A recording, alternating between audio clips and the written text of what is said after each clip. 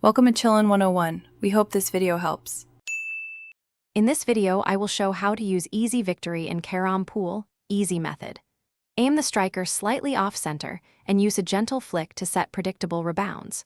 Focus on smooth wrist motion and consistent stance, keeping shoulders relaxed. Practice the same shot from different board positions to build muscle memory and confidence. Small adjustments to angle and power often decide the game, so train deliberately and stay patient. Warm up by observing how the striker reacts to different cushion impacts and power levels.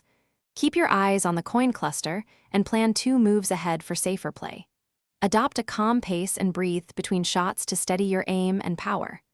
Incorporate one focused drill each session to improve rebound control and reduce risky plays.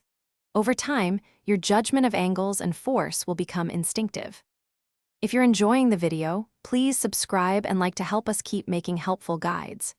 Quick recommendation: I use leak-proof containers for meal prep, which keeps snacks fresh and avoid spills during matches, making practice days simpler and cleaner. They stack neatly in a bag and save time between sessions. Check the description for the link and other deals, and now let's get back to the video. Start each game by clearing low-risk coins to build momentum and reduce clutter. When you must play a bank, pick the angle that leaves the striker in a safe spot for the next turn. Balance offense and defense by leaving the board awkward for your opponent whenever possible.